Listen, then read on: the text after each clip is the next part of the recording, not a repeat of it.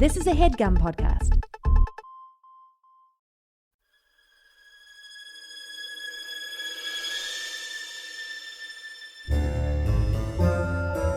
Oh, yeah. Welcome to A Funny Feeling Podcast. I'm Betsy Sidaro. And I'm Marcy Jarrow. This is a podcast where comedians tell us their paranormal experiences, and we listen to yours as well. Oh, yeah. And if you have one of these paranormal experiences that you want to share with us, please email it to us at funnyfeelingpod@gmail.com. Now get cozy. And prepare yourself to be scared silly. This is a Funny Feeling podcast. Are you ready, Marcy? Are I ready? So I'm going to tell you about Raynham Hall. Raynham Hall? I don't know how to say it. Raynham Hall? Whatever. I don't know what it is. Raynham Hall is a beautiful old-ass country house in Norfolk, England. Ah, Is that how you say it? Norfolk? Norfolk? Norfolk, England. I know Norfolk, Virginia, but this is probably where that one got its name from. Exactly. So you're probably thinking, I don't know what this is, but I guarantee you do. Okay. Because Is this where High Spirits is set? I bet you've seen, no, I wish. I bet you've seen the famous photo of the brown lady on the stairs. Yes. That's where this took place. That photo from like 1936. It's this photo of this like apparition woman floating on some stairs. Have you seen it? I feel like you have. I'll look it up. Yeah, look it up. Google it. Because it's also one that like pops up immediately when you Google like ghost pictures or photos of ghosts. It's huge. The brown lady. There it is. Have you seen it? I am looking at it now. Yeah. Oh, From I see her. 1936, these dudes captured this apparition, like a classic spooky looking apparition known as the brown lady. Yeah, that's the one and spooky.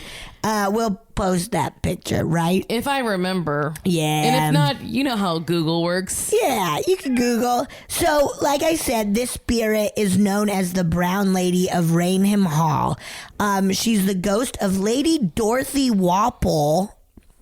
Walpole, I don't know. The sister of Robert Walpole, who's considered to be the first prime minister of Great Britain. Oh, so in like the 1700s or something. And the monarchy was like, no, we don't need that. And everybody's yes, we do. We hate you inbred people. So Dorothy was the second wife of a Townsend dude who they're the family that owns this estate or whatever, the Townsends or whatever. He was shitty. He had a bad temper. Apparently he caught her cheating on him and then pretty much like locked her up in this house, and she was never able to leave or see her children. She died of, guess what she died of? Like a classic old disease. She died of cholera. Close. Smallpox. She died of smallpox in like the early 1700s. I love how dudes are like, you hurt my feelings. I guess I'll do something to kill you now. Yeah. Chill out, man. Don't lock her up. Let her just talk go it have out. fun. Talk Apologize. it out, you guys. So she haunts the entire estate, but there's also one particular room where her portrait is. She's like, that she really haunts, which you'll hear about. I just like that she's like, guess who's not locked up now, yeah, bitch. Exactly. Like, I'm gonna fucking haunt this, because the Townsends still, I don't know if to this day, but through the 30s, still live there. Like, it's their estate or whatever, you know? So she's like, I'm gonna fucking haunt you all. Look, one of your ancestors did you dirty. Stoopy ancestors.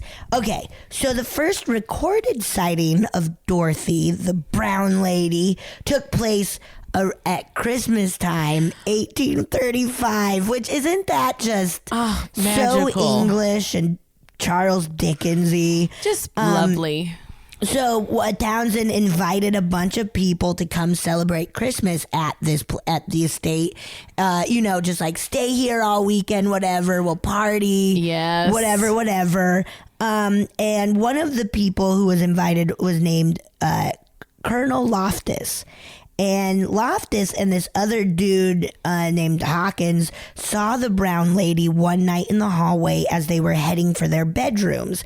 And at first they were like, is that just a lady from far away? And then the closer they got, they're like, no, her dress is old. And they thought this is the 1835, where they're like, that's weird. She's wearing animal pelts. She's like, that's too old.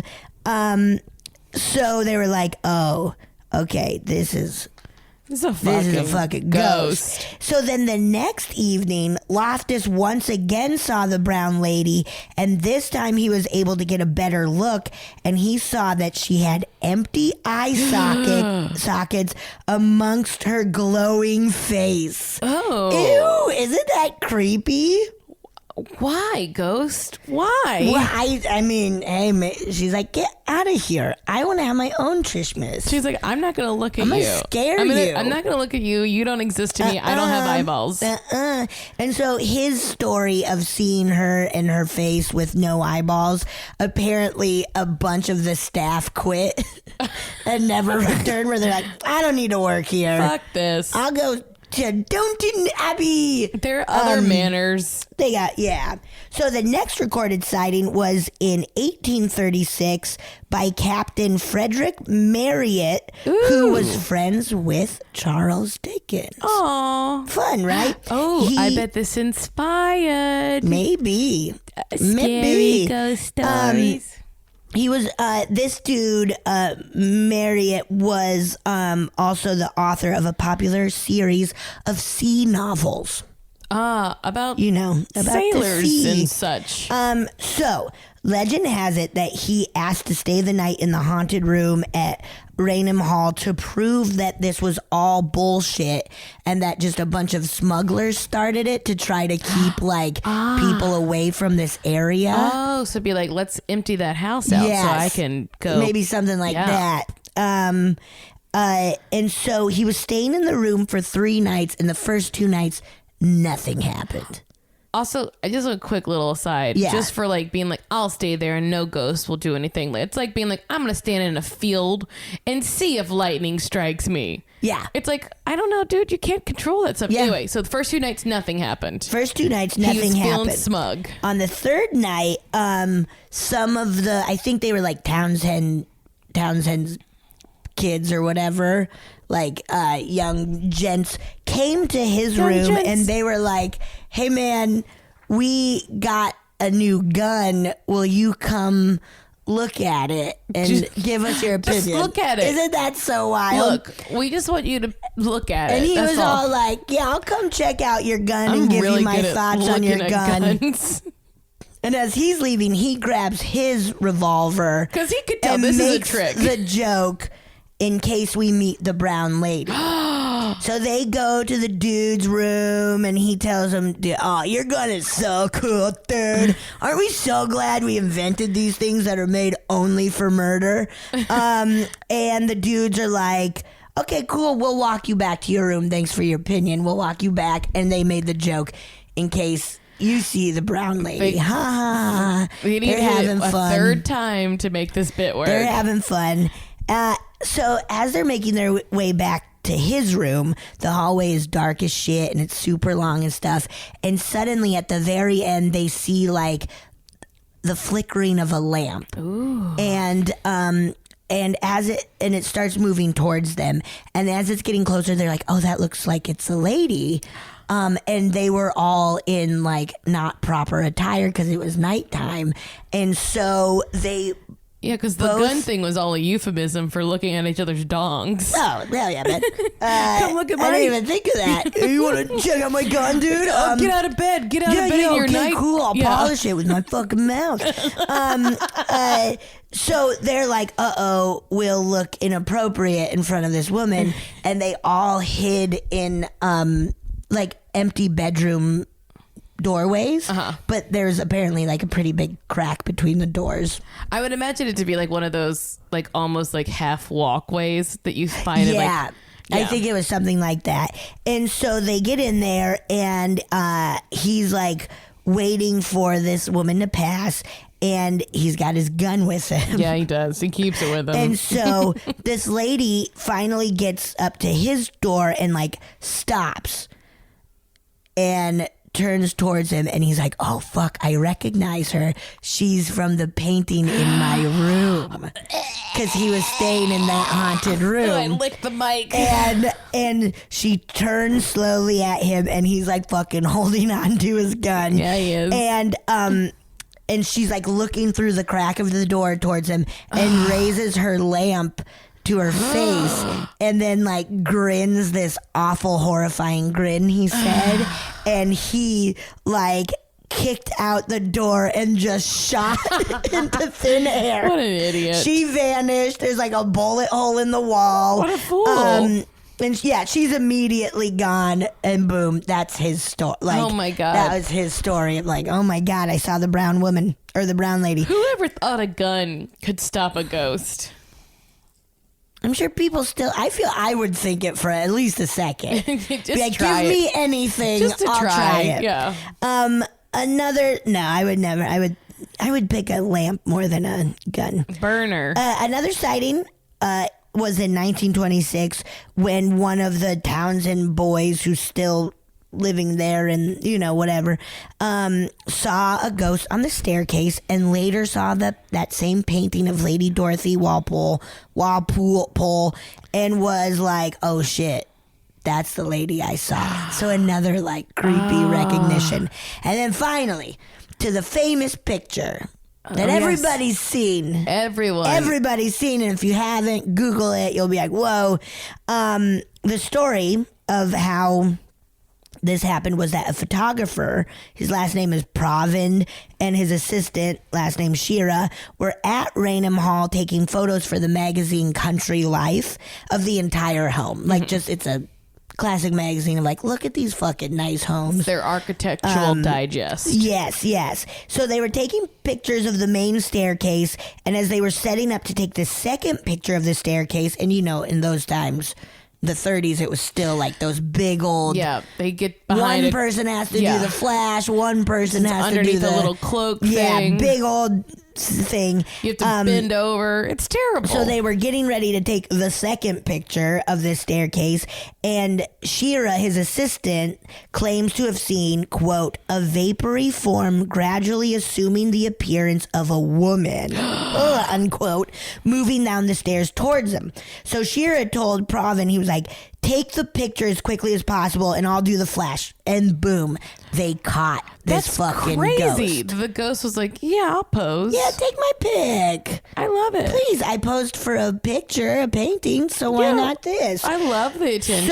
So, their story and the picture was put into Country Life in 1936. That's and crazy. Then in 1937, Life magazine published that picture showing the world.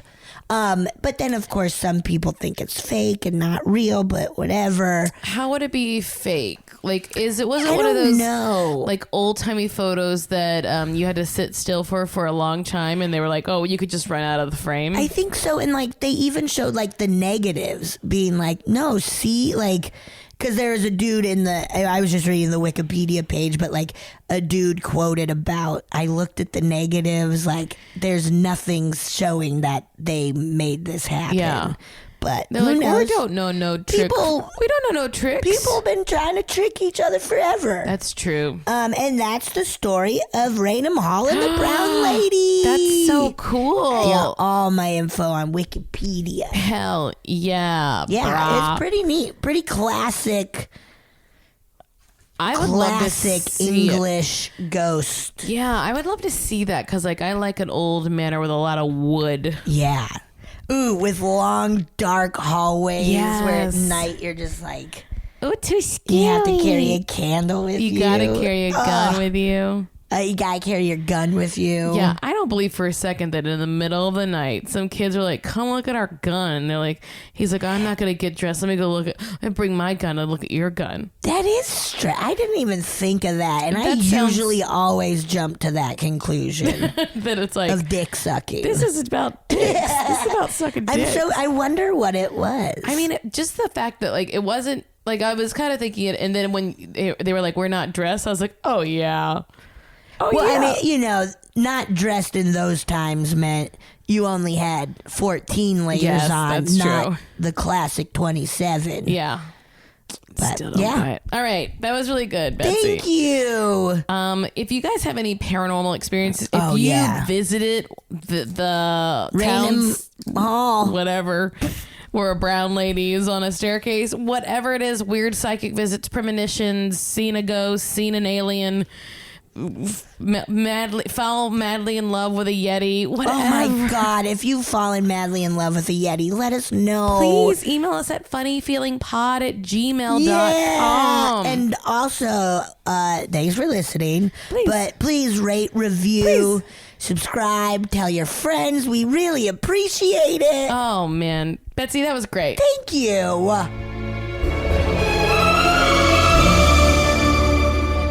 Marcy. I'm very excited about our guest. Me too. She's so cool. So rad. So fun. She has some podcasts of her own. Yeah. She's an actress, comedian. You've seen her, or is it on yet? Yeah. Yeah, it's like season 2 I know or something. nothing. I just finished season 2. Oh, yeah. Yeah. So Strange awesome. Angel. Yeah. On CBS All Access. And then her podcast, Treks in the City and Sassy Tarot. Yes. Veronica Osorio. Woo! Thank you for having me. Thanks for being with us. This is amazing. Thank you. Oh my God. Thanks for coming on. Yeah. I really wanted to. I'm glad we made it work. And I'm so eventually glad happened. too. I'm so glad it finally worked. I know. It's the best. Wait, so what are your podcasts, if you don't mind telling us? Treks in the City. So Treks in the City is me and Alice Wetterland are both Star Trek fans, and we got tired of men fandom world. It's fucking annoying. And so we were both like, let's just do a podcast where we talk about Star Trek. And Awesome. we do Star Trek The Next Generation. We're watching it in order. Cool. So Awesome. Is that the one with Whoopi? That's the one with Whoopi. Yes, I know. It's really good. She was already like an Academy Award winner by the time she started being a guest star in Star Trek The Next Generation. Really? That's wild. And it's because we heard from one of our guests that she made this character happen. She was a fan of Star Trek. She wanted to be on Star Trek. God, that's so cool. I know, it's so cool. Also because of her, like she's the first black woman in the Star Trek franchises a bit after Uhura. And Uhura was this like love interest, but not really like utilized. So our generation growing up had like Whoopi, like on screen, like in space, with her cool hat. With her, big old purple hat, right? Amazing. Purple, Yeah. all different colors. Oh, I They remember changed. specifically the purple hat, though. Me too. iconic. Yeah, I know. that's awesome. It's pretty cool. So the fandom, but the Star Trek fandom, thankfully, is not like Star Wars. That's a little rougher for boys who like cowboys. Yes. Star Trek is more like diplomatic missions and long conversations with big pauses. Yes. So there's a lot of like people who are interested in science or like more like how to negotiate or how to like coexist. It's a little more utopic that way and a little slower too. People who did Model UN. Yeah, exactly. Yes. Debates Oh my and- God. Yeah. yeah. That's perfect. And chess champions. And then Sassy Tarot. And then Sassy Tarot, which is what I wanted to talk about here too, which is I started reading the tarot about, I want to say in 2016. 2016, I started reading the tarot, and then slowly but surely I was like, I think I'm good at this. And then I practiced a lot with my friends. That's so cool. And my friends were like, you're so accurate. And then I realized there's an element of like knowing the cards very well, but also I don't know. I guess Like your interpretation of it too. Yeah, there's putting a story together, but some tarot readers are a little bit like, a door will slam in your face tomorrow. Careful with like feet. You know, like they're more specific. Careful with feet. I get that one a lot. Feet What do are you mean? coming after you. Yuck. Okay. Spent 3 days all paranoid about feet. My feet. I spend my life paranoid about feet, man. I'm barefoot right now, and I always worry: is it gross for other people? Possibly. Let's not talk about it. I don't want to hear it. I love when people are comfortable being barefoot. I never am. So I'm trying to like force myself to be more barefoot at home. I normally never walk around and let my feet touch the ground, and I've been trying to. that's good. I think it's healthy for you. To push myself like out of my comfort zone of like being icked out by things touching my feet. Oh, see, I'm so icked out by But, like, I am too. If it's a little sticky, I'm like, bite. Yeah, I'm done. Gotta shower and go to bed. I've even been like walking outside tomorrow. barefoot a little bit too. What? You're an animal. Well, You're a I think cat. it's You're a nuts. cat now. I am a cat now. My cat bow. But you know what it was? Because I grew up in the South and literally spent my whole life barefoot. And then the moment I moved to a city, I felt too grossed out by it. Right. Yeah, cities it makes are sense. But nasty. nothing's gonna happen to your feet. Nothing. Yeah. They're good. They're good. They were meant to be touching nasty shit. They're made for, and we keep scrubbing the parts off that are helping us walk on terrain. I know. That's true because it doesn't look good, supposedly. It don't look good. Apparently, it's like not acceptable. People don't think it looks good. I know. My feet are really rough. I did gymnastics and dancing cool. growing up. Oh yeah. And if they feel like a little bit Frodo feet. Like every dancer, I feel, I never did dancing like professionally, but has like the rough feet. Yeah. And I kind of like it, but ballet dancers' feet. Those get destroyed. Those are fucked. Yeah. Yeah. I ruined. My cousin would do ballet, and like I remember her bleeding out of the toes, and her toenails. Like I know. I don't like either. So Sassy Tarot, and then your television series that I was stupid didn't know it was on for 2 seasons. Oh my god, it's on CBS All Access. There's so much out there. CBS All Access. CBS is CBS, you know, like the network, kind of very networky. But then they released this app just to release a new Star Trek Discovery that's happening right now. Yeah. It's really good. Is he okay? It's really good. Yeah. It's really good. It's a prequel to like Spock and all that. So it's like 10 years prior. Cool. 10 years before the first Star Trek, the 60s one. Oh, that's fun. It's fun. And the lead is a black woman. And unlike the other Star Treks, it has, all the other Star Treks are about the captain. Yeah. Man, woman, black, white, like it doesn't matter. The captain is the main thing. Yeah. And this show, the main person is number 1, which is the first one in command after the captain, and it's this like brilliant black woman who was raised in Vulcan. So she's human but raised by Vulcans, and she's a little like stiff about her emotions, very like she's like a computer almost, but she is human, so she suffers from it. And she's a little bit she's very willful, so it gets her in fucking trouble. Like she's morally like on the fence too sometimes, so that's pretty cool. That's cool. I know. Wait, I that's like that. your show? Strange. No, I thought I was like, Star she's Trek. not talking about her own show. She's really selling another show. But it kind of is related because I have this Star Trek podcast, and I've been doing tarot for so long, and I've had stories. So those are the 2 worlds that I'm like, yes, you're very. Like, yeah. And then I was gonna do this other show, and it didn't happen, and I was so thankful that it didn't, even though at the time it felt like I was like, is my career over? I'm gonna it was a lot. It's fun to feel that way once every 18 months. Yeah. That's awesome, dude. Every 4 months you're like, again, where are we going from here? I'm starting work up soon, but like up until 3 weeks ago, I was like, will I never work again?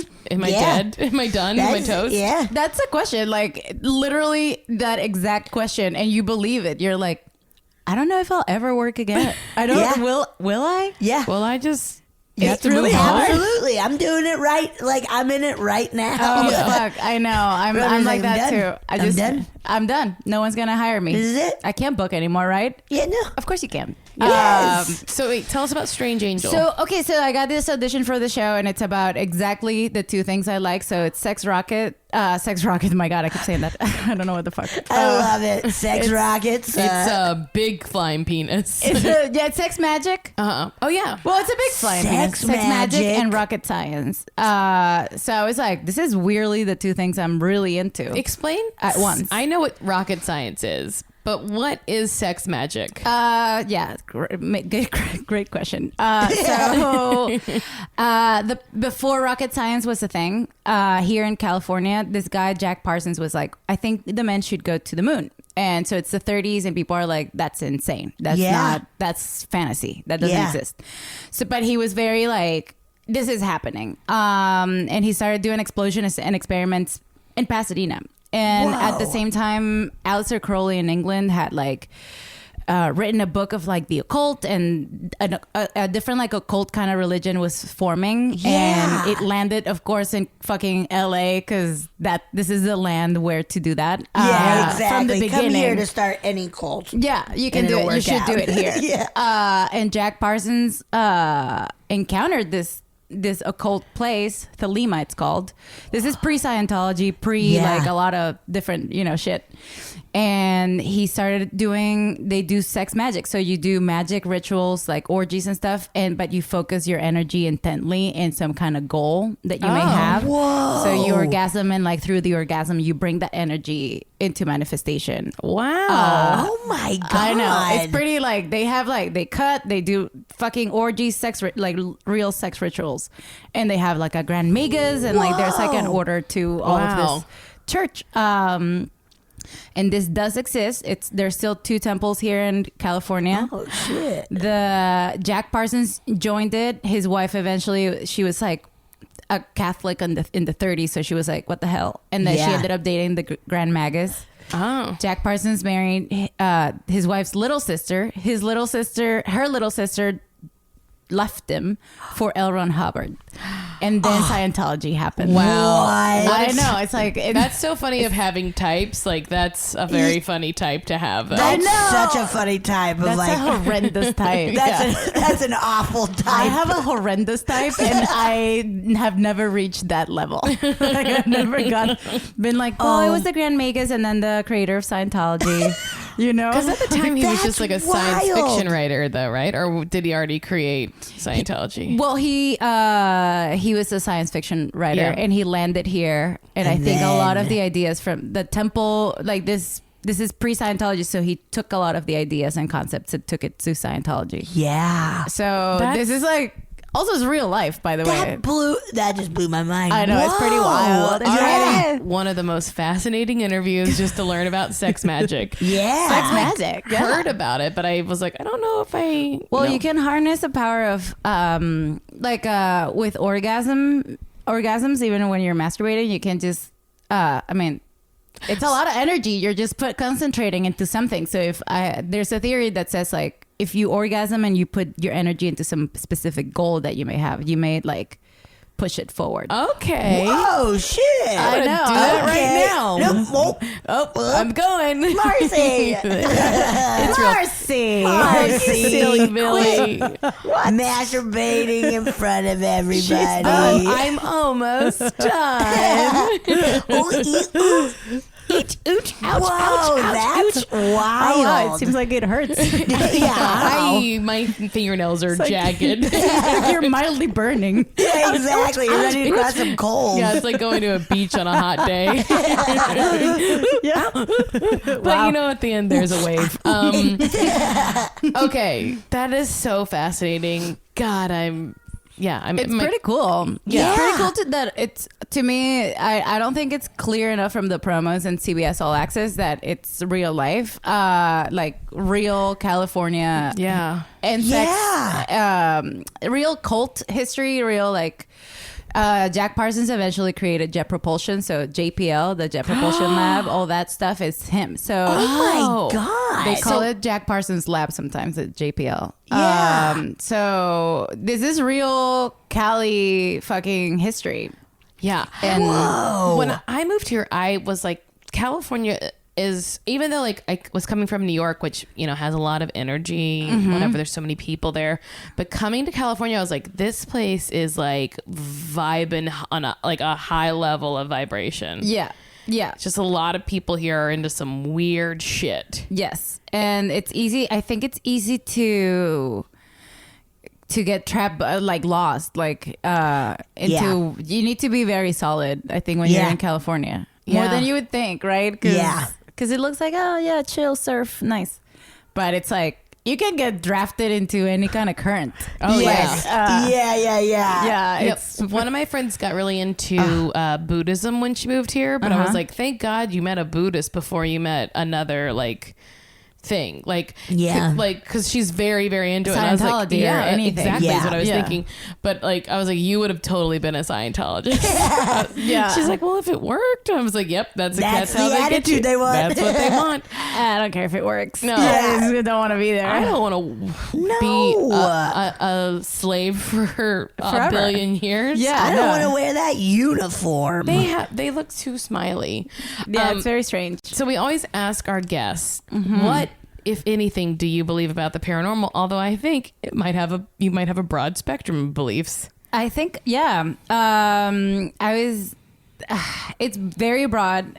I don't know. I go back and forth. I was just writing about it because I'm obsessed with James Blake, and I had a dream. I went to his concert and I had this very weird experience where I felt like he did Reiki on me, and oh my God. I was like, I wonder if he's aware, if there's synesthesia where like he maybe, and so then I found out that maybe he does have synesthesia where like some musical notes are colors. Whoa. And I felt like some of his songs were like specifically like green, like chakra, or like pink and red. Oh wow. And but I was like, well, maybe I'm just in love with a tall man and that's it. And you know, and being a fucking psycho. So let's just not do that. But I was wondering, like, yesterday I was listening to his music and kind of like I had a dream about him. I was just meeting him and kind of being around each other's orbits. Yeah. Not necessarily sexually, just like but if that's where it goes, orbits. That's where it goes. Yeah. I mean, yeah, if him and his girlfriend and want to have a threesome with me, I'll be like, well, there we go. Thank you. I'm in. Are you guys sure? Yeah, sure. Yeah, okay, let's go. And then I was like, I wonder how much of this is like things that I tell myself just because it's like an explanation. And how much of it is just like very, very real. Yeah. But I do think that we have a way to catch.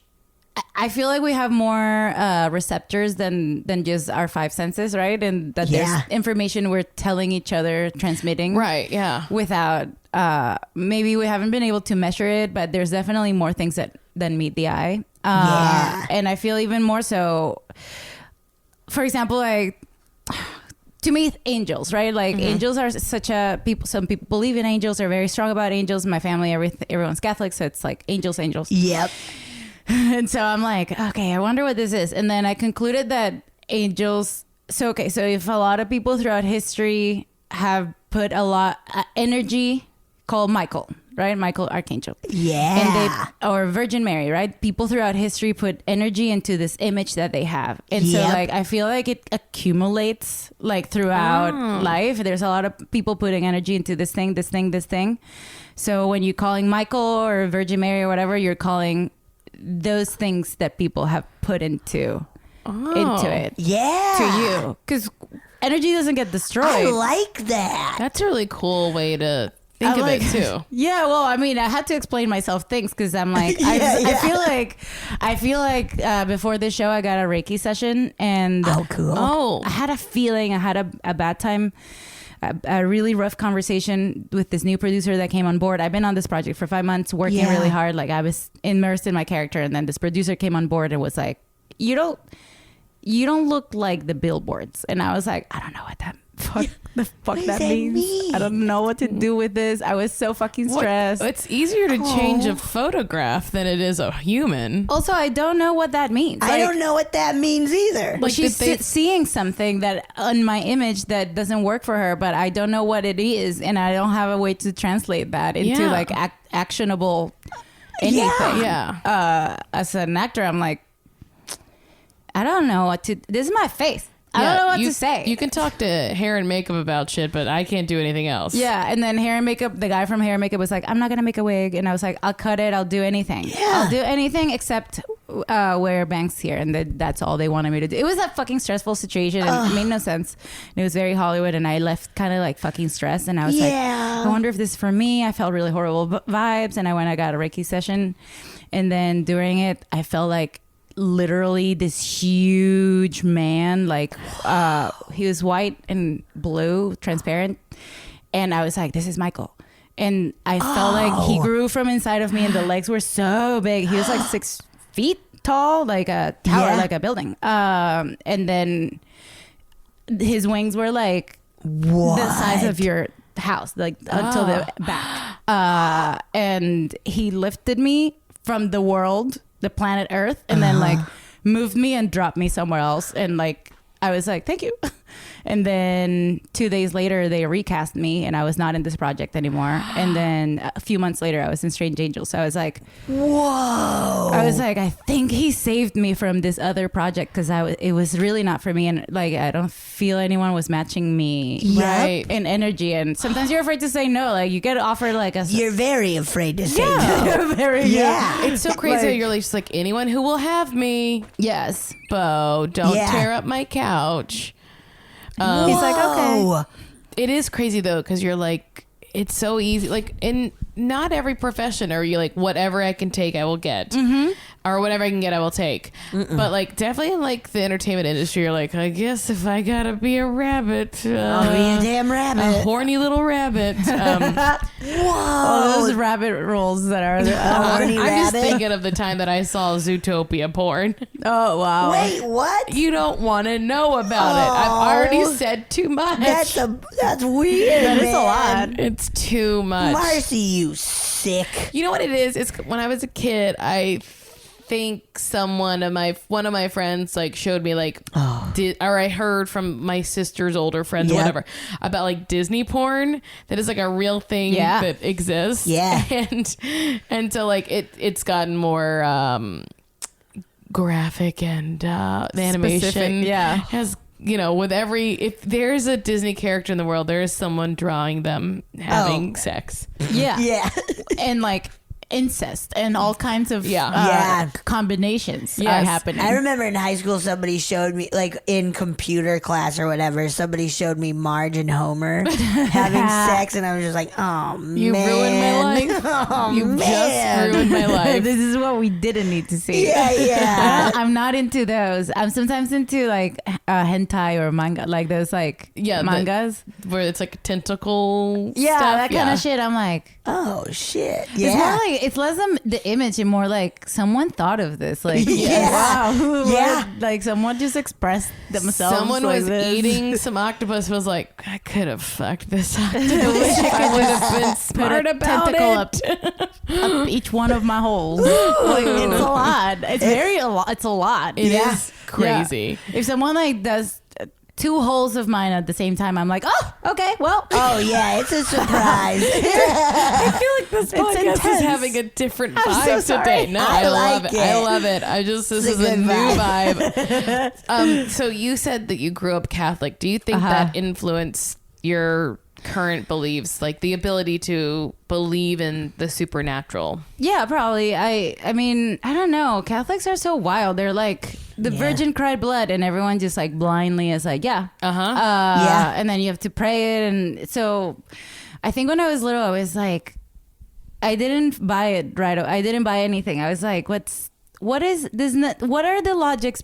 What's logical here? Like, let's just face it. And nothing made real sense. Like, the Catholic theories are very, the Trinity and the yes, but no, and son, but dad, but separate, but split, but like died for my sins, but I didn't. What sins? Like, what are you talking about? Right. Wait, that's a sin, but like, that's not like, Who decides here? It seemed like too crazy. But I definitely had my aunts and grandma and like the women in my family especially would be like, if you look closely at the house when it's dark, you'll find like the shapes of the ghosts. And then like, Oh, you know shit. how like, and when then a just house walk is dark, away and you're like, wait, what? yeah, I know. It looks like you know when the house is dark and you haven't gotten used to it and it looks like shapes are happening. Yes. I was afraid of that. I was like, the ghosts. Yeah. So did they really believe that there were ghosts in all the houses, or just I like? just think they were evil and like scaring little children from their family. That's so funny. The worst part is that like I don't know why they would do that, because dealing with the consequences of us being fully scared all the Yeah, time it's was not fun for an adult. yeah, I know, but they just like that's like their sense of humor. Like my grandma comes from a very small town. It used to be like it's a series of towns with, I think 100% of the population, when I was little anyway, is black people who are descendants of slaves. So Wow, literally no mix, no different skin tones. There's just like, and there's some towns in Venezuela also that are like German towns, like from people who arrived way back when, before the wars. Yeah. And kind of like settled and procreated and remained blonde and green eyes. And that's, they are Venezuelan, but they are like, Yeah. there's those weird like pockets of like frozen in time kind of deals, but there's a lot of racial mixing. In those towns where like the cocoa plantations, like the slave house turned into like little towns. So there's still cocoa, but there's a lot of like legends and myths and like scary stories and stuff like that. So I think it's part of the culture. My aunts had to deal with us being scared every fucking night, but it's part of the culture to be like, it's a little bit Catholic, a little bit like town. Spooky? Yeah. Whoa. So, but do you remember some of those legends, or like one that really scared you? It really scared me. There's like, so La Llorona, which is coming out in theaters. That's like a big one. How was it? Saw it. It's pretty fun, actually. It's probably horrifying. Yeah. I had an Uber driver who literally told me a story of like him coming up from, I think it was Venezuela, through Mexico to come to the United States, and like he went through a town where he saw La Llorona. Yeah. Wow. He saw it? Yeah. That's like wild. I'm like, every time someone sees something, I'm like, did you though? I know. But I've sensed, I think, ghosts. So I don't know what to say. I mean, So tell us some stuff then. Okay. So the most recent one that happened to me, ever since I moved to the States, I kind of like became fully unafraid of ghosts. Okay. Like haunted houses, all that shit. I'm like, that doesn't exist. I don't know why. It just left. It left me, like my system. I was just over it. And then now I know the tarot, and I feel like connected with the energies and chakras and angels, and I have my theories on how the world works, and I haven't gotten back to ghosts, but I was so my husband right now has a roommate, because I had a roommate. We got married. So I'm visiting my husband's roommate, and I'm reading his tarot, and suddenly I'm in his dining room, and then there's an entire living room and bedrooms are to my right.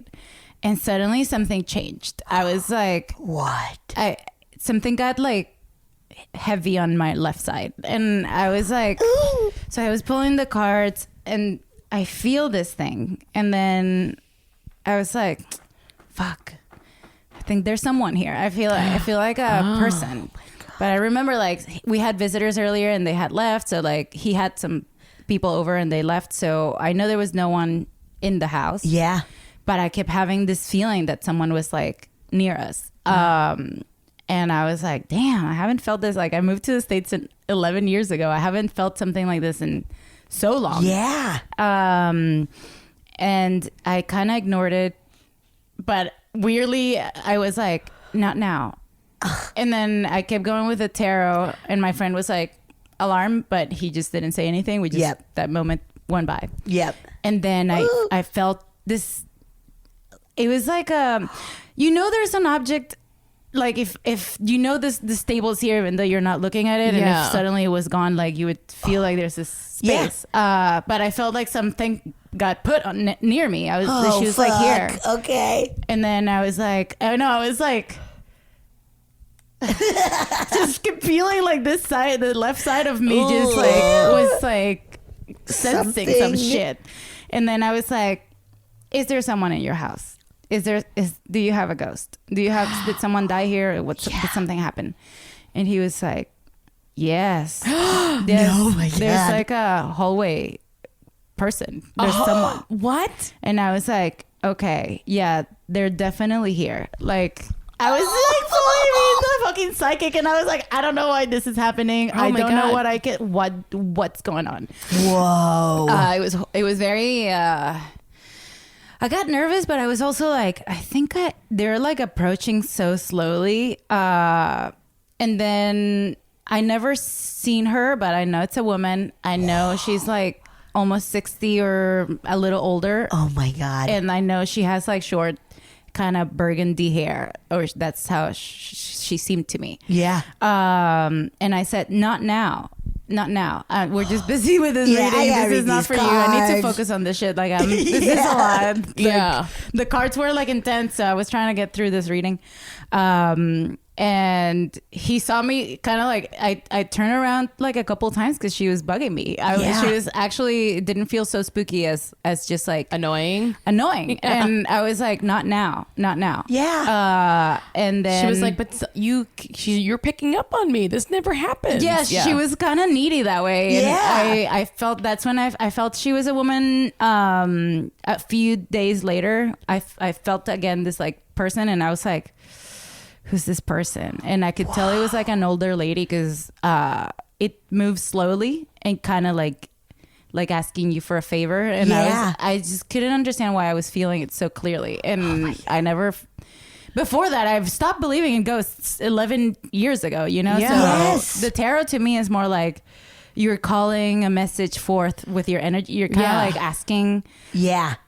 When you have problems or like things that you need to solve, I feel like your brain is like background running programs trying to find solutions. Yeah. And I feel like the tarot is kind of like a way to do that. Like your brain kind of calling that. It's kind of it's a good theory anyway. Or for at least that's how I read the cards. So people are more like, this is going to happen. Yeah. And then so I don't even think that it's that like esoteric.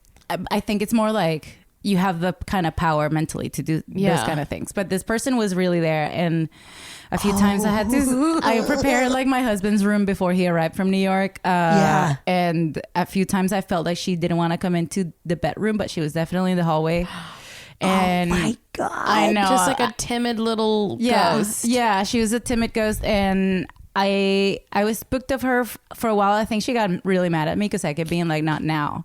Yeah. And I could feel like a hostile energy in the hallway. I didn't like even go into the bathroom. Really? I was like, once I was peeing and I closed the door and suddenly the door just like burst open. And I was like, and then I realized no, everyone else was in the living room. And I was like, okay, this might be the wind. This might just be the wind. It might be that I didn't close it properly. God. But I did not like the energy. I know, it was very rude. That's very rude. It was very rude. And then I haven't felt her recently, and I was like, I wonder how she's doing. But I also like, she's trying to get me. I could. What I felt was that she could tell that I could sense her for some reason, and she was like getting needy and attached towards me. And I was like, I'm sorry, man. I can't get into these waters of like psychic shit. Like I don't have the tools. I don't want to. I'm sorry. I can see you, and I don't know why you. I don't know why me. Yeah. So it was intense and wild, though. Oh my God. It was a lot. And I was also shocked at how calm I was, because I come a long way from like my aunt scaring me. Yeah. I would lose my fucking shit for days. I was so scared as a child. Yeah. I can't even watch thrillers. I don't like horror movies. I fully get into it. So you said 11 years ago you stopped believing in ghosts. Did you have any experiences before you moved to the States, or? I had a few spooky things happen to me. Yes. We're all ears.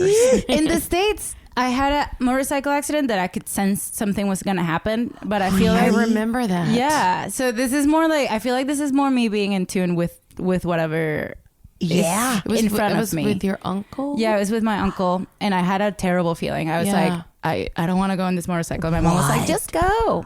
Oh my God. And then I kind of calmed down, and then 10 minutes before the accident, I started losing my shit again, and I was like, fuck, I'm panicking.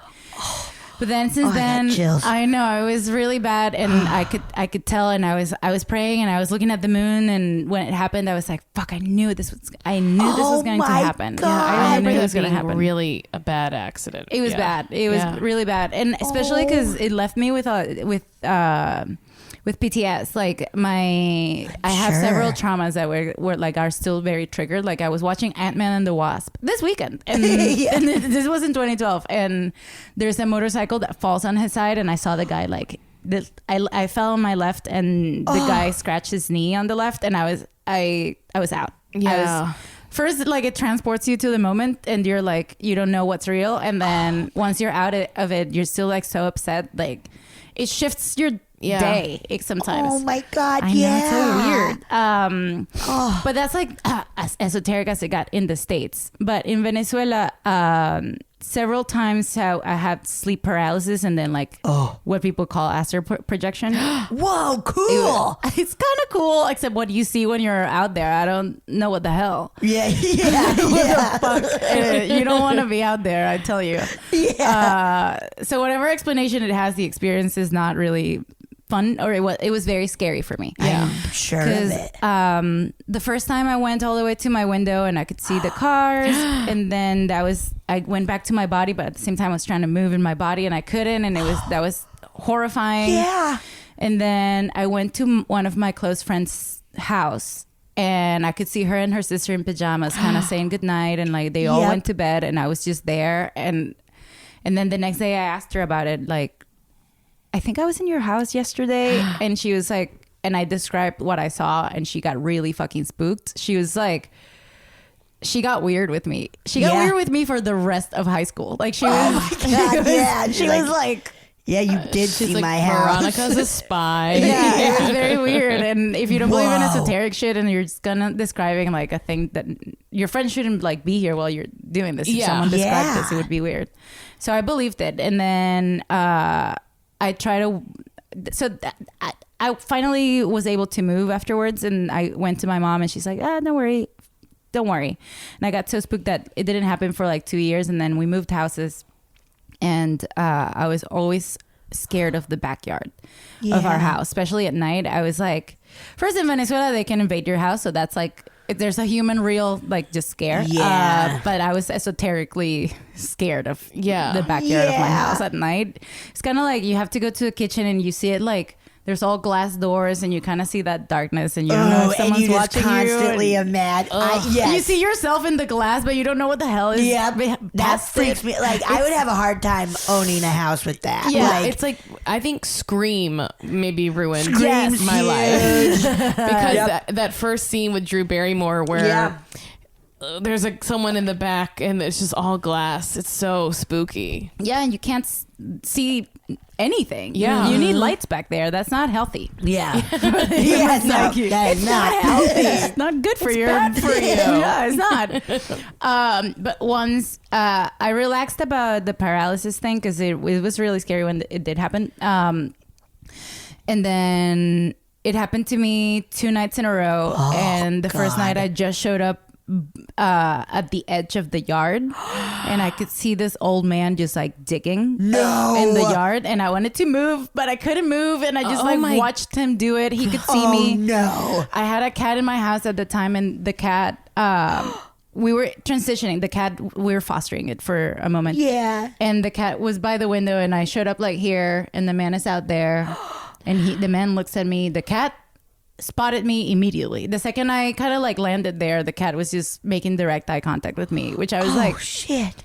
Cats are on a different level. They know some shit. Yeah, they do. And then I it seemed like an innocent person, but I was just like, who the fuck is this? But not a person like in corporal form. Like it looked very corporeal, but also it was dark and kind of, he was like, he had a yellow shirt. I know that. And he was kind of in the darkness, like just digging. And it was very scary. Oh my God. That's so fucked up. Just digging. It was horrifying. Like hiding a body like, or anything. I don't. That's not the time to do that. Yes. No. Yeah, Wait, just so at nighttime. that's what I was asking. Was it you saw a real human in the flesh person, or were you seeing like a ghost? It didn't look see-through. It looked Okay. like a person. Okay. So I was like, maybe I'm dreaming, but I know that my body was paralyzed in the bed upstairs. Yeah. Wow.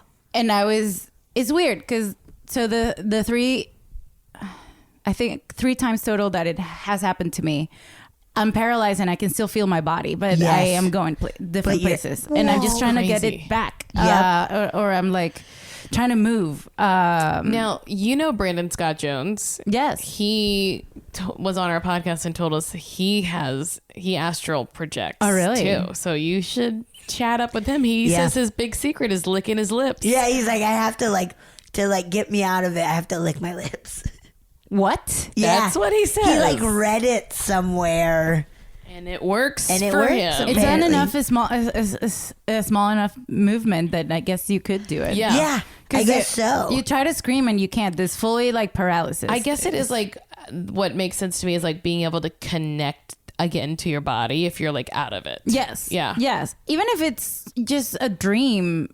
I don't know when people explain it like, oh, it's just like you're kind of half awake, half asleep. There's a drug that goes through your body and paralyzes it. Yeah. And so your mind is still like Yeah. REM cycle, like wild, while you're like still feeling your body but Yeah. can't really move it. Yeah. And I'm like, yeah, but why do I always like feel myself get out of my body, or like why do I show up in places where like that are like so nearby, or like I don't know, why do I see things in like real life places? Whoa, Yeah, instead yeah. of going to like Mars or like Yeah, a exactly. cool, Why can't I go to like yeah.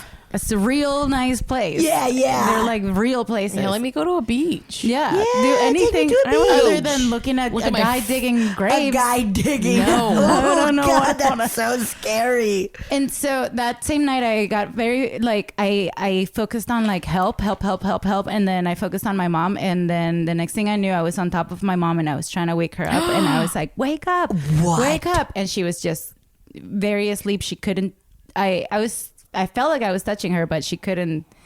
She couldn't feel me, and so the next morning she was like, were you in my room? And I was like, okay, this happened, because she usually dismisses it, but I was like, did you feel me? And she was like, yes. So we both agreed that she felt me, Yeah. but I never physically entered her Yeah. bedroom. Oh shit! I know, That's that was so fucking wild. It was wild. That was Yeah. wild. And good thing is I had a person that's my mom, like a witness, versus Yeah. like Yes. just my friend who was like spooked. Yeah. Yeah, it was like, And someone who like Okay. could confirm that they felt something as well. Yeah. They at the time she felt me, but I don't know what anything means. I just have no theories. I wish we had gone past like the bullshit we're dealing with right now and just evolved to Yeah. be more like esoteric and spiritual beings. Well, I feel Yeah. like part versus of the like world banning is abortion and you yeah, know. part of the world is doing it, and the other part is holding on so holding dearly on to the to old shitty. They're so shit. afraid. So afraid. They're So so- it's afraid of pure what happens fear. when they're not in control. And let me tell you guys, we are already the women and everyone else. We're not in control. So like we can tell you, like it's as long as the people aren't being dicks, which you have been, it's not impossible to deal with. Right. It's weird that we got this dealt to us. We're just Yes. this generation Yeah. where we're like, come on, man. Come on. Yeah, We're like guys. Every so time advanced and so behind. when I get Yeah. too freaked out about like all the really things that we're going through, I just remember that the 60s were crazy. right.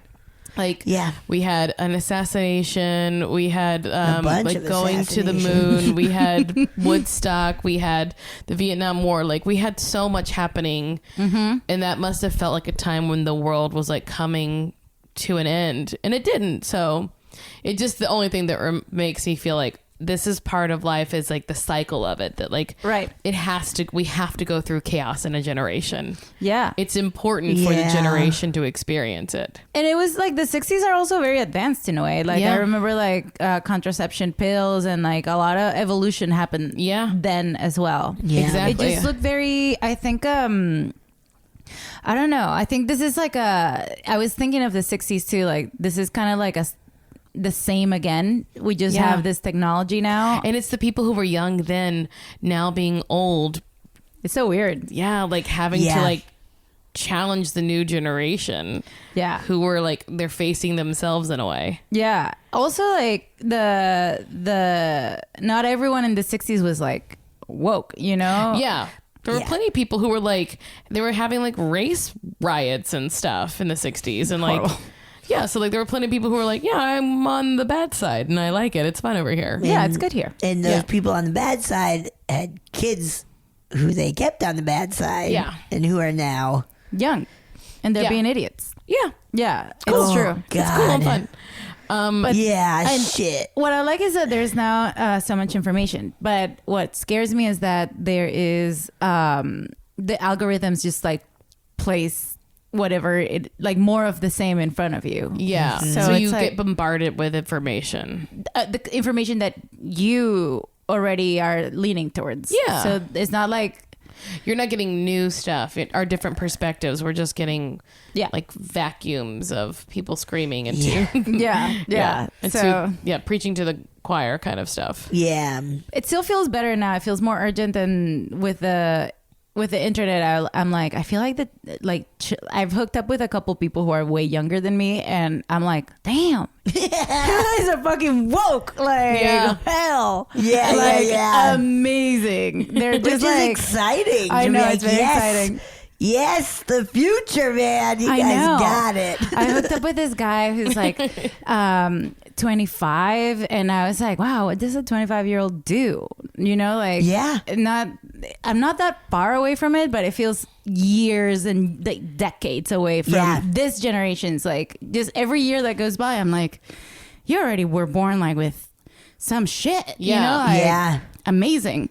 And this guy was like, I can't make out with you because you are my pattern of behavior and I'm trying to fix my patterns and be better. And I was like, holy shit. Are you a straight guy? Like, what the hell is going on? How is this happening? And I think it was just like youth, like just growing up with this language of like wokeness and like psychology and mental health and like behavioral, like call you out on shit. Yeah. It's very exciting. Not everyone does, but it feels like young people are starting to become fed up with bullshit. Yeah. So I feel like I don't know. I'm like hopeful. Veronica, do you have time to listen to a ghost story? I need to. All right, I need to. When I was about 4, me and my sister shared a bedroom in the back of the house. And if you looked out the window, you would see our backyard. And our house has a detached garage. So if you were to get out from the back door of the house, you'd have to walk through our patio, walk through the grass, and get to the door of the garage. So it wasn't close by to the room or anything. So my parents were like in their late 20s, so they would have like friends come over and they would party in the garage. My dad made it like a huge man cave. He literally like built a bar in there. He had a pool table and darts. Like it was like a party room. So I remember I used to go to sleep, and as I was laying there in bed, I would hear a party. Like I would hear people laughing, like pool balls clinking together, people like talking, and like it was crazy. It was like a lot. It was a lot. It was kind of like in that scene of The Shining when he's in that like I think dining hall, and it's just like super loud with all the people talking and stuff. It was like that, but I could hear everything so distinctively in my bedroom. It was as if the party was in my bedroom. So I would go to my mom's room like every night and say, Mom, like there's people in the garage. My mom would be like, no one's in the garage, like your dad's at work, he's not coming home till late, nobody's in there, I promise. It's just your imagination. And I used to really think it was just my imagination. Every night I would go to sleep and say, it's just my imagination, it's just my imagination. Well, my oldest brother and me and my sister switched rooms. So we got the front of the house where we looked through the window, saw the front yard. He got our bedroom. So my mom told me when we got older that one night my brother went to her room and said, I hear a party in the garage. And my mom was like, this sounds a little familiar. So she was like, really? So she went to my brother's room and she heard the fucking party. She said everything sounded so clear, laughing, talking. You could hear the pool table balls like hitting each other, people cheering with their glasses, like the clinking, everything. And she was like, oh hell no, because she didn't think ghost. She thought, you know, your uncle was having a party. So my uncle was like 19 at the time, so she was livid because he used to break in there and steal things. So my mom took my oldest brother by the hand. He was like, if I was 4, he was like 6. Brought him outside. She said she heard the party all the way until she got to the fucking door of the garage.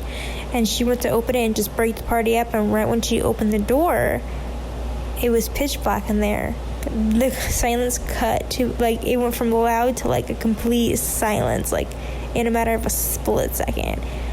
And she, like, looked at my brother and was like, you promise you heard that? And he was like, yeah, I heard that. I heard the party. And my mom was like, there's nobody here. So, yeah. And I told my mom, too. I said, I told you when we were older. And she told me this story. And I was like, I told you I heard something. And she's like, I'm sorry, I didn't believe you. So that was pretty crazy. Rubbed it in my mom's face so hard. I'd be like, I fucking told you, man. For the rest of her life. Forever. Yes. Ghost party. That's so crazy. Whoa. That's a lot. How wild of, like, them making that the party spot, but then it must have been at some point another, like, or the ghosts are like, yes, let's do that. Right. God, I'm like, also like, well, how many ghosts coordinated this party? Like, yeah, I love that. Like, are they frozen? You guys hitting up that garage tonight? Yeah, Let's do it. It's the spot, man. Yeah. Like, what do ghosts do when they party? Why are They they play pool. They scare little kids. Yeah, Send I mean, us. I was trying to think. What's an Evite? Send a scream. A scream bite. It is so, like, what a frustrating thing as a kid to be like, I know this is happening, and have your parents be like, nope. They Every always horror don't believe movie. it. I think it's like, even if they do believe it, it's really hard to tell a child that they're right about a ghost. Right. It's like, oh yeah, that's a ghost. Yeah. That's like my aunt would do that. She'd be Yeah. like, oh yeah, that's a ghost. It's And ghost. we'd be like, wow. Yeah. Maybe your aunt was just being She like, could have what? been like, it's the trees in the wind. Yeah, and you would have been like, okay. I guess it is like, even if you do believe it as a parent, you're probably like, well, I can't tell them Right. it's a ghost because they'll fucking shit their pants. I'll never be able to go to sleep if I tell my child that there is a ghost in there. Yeah. I feel like anything that a child informs me that's very unusual, I'd be like, okay, here we go. Yep. Okay. It's happening. I would brace myself for like anything because I don't know. I It's remember true. I was coaching soccer when I was in high school, and I was like coaching elementary school kids, and there's this one kid. He's kind of weird. And at one point, A little like freak. in the middle of practice, like everybody was sitting down and I was explaining something, and he stood up and was like, hey man, what's going on? I won't say his name just in case he listens. And he was just like, thunder comes in 10 minutes, and then just sits right back down. And he wasn't wrong. What? He freaked me out. He freaked us all A little out. alien of course. kid. Yeah, I was like, oh, He's fuck. like a little barometer. Yeah, He could probably- just he's a like- little barometer, Just dude. measuring rain and thunder. Whoa. Oh, man. Oh, I love that, though, of just like, you heard that, right? It must be really hard to be a child, like have special skills like that and be a child because like It's gotta 'Cause be it's hard to awful. understand, like, it's gotta be awful. is Yeah. this normal? Does everyone feel this? Like, people don't believe me. Am I crazy? There's this woman, Doreen Virtue, who does the Yes. angel cards. Yeah. And I listened to an audiobook of hers, and like she says like as a little she sees dead people basically. Yeah. So as a little girl, she would just assume there's just a bunch of people around and like Oh my- in her of house course. everywhere, and then That's how you slowly grow up. Yeah, she slowly realized that they were not there and she's not supposed to talk about it, and she got fucking scared.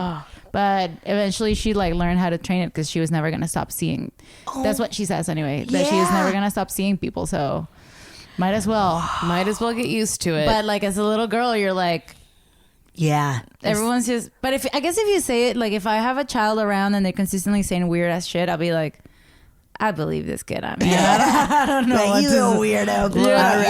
It's scary out there. Oh, Yeah. man, this has been so fun. Tell everyone where to find you. Yes. So you can watch Strange Angel on CBS All Yeah. Access. Season 2 is coming out. Sex Magic. I wore a lot of very uncomfortable garters and underwear. It was Oh my very God. uncomfortable. Right? Oh boy. Like Yeah. OG, like time periods shit. Really? And they have no elastics. Everything just like, I have so many photos of my butt just like fully like marked with things. Bruised up from Yeah. panties. Yeah, it's really bad. And so yeah, just watch it. Watch my effort, my physical, literal effort.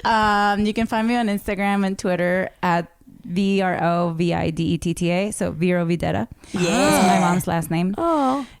It's cool. I just have 2 last names and everyone's so confused. It's okay.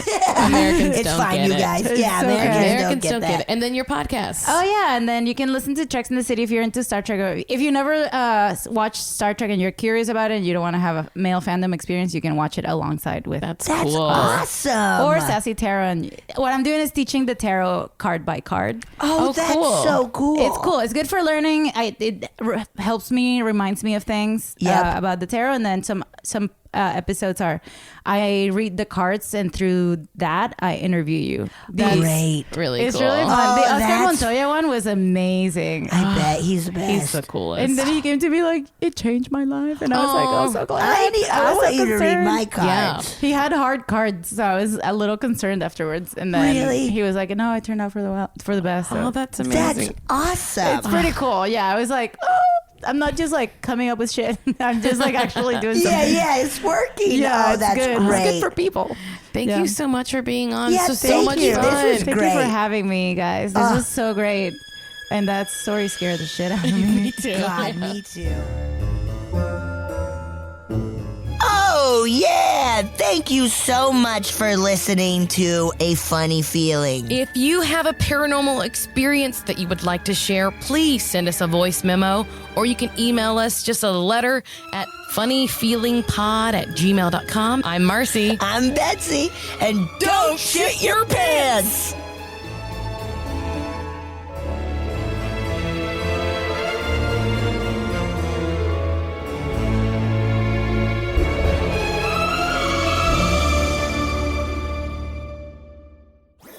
That was a HeadGum podcast.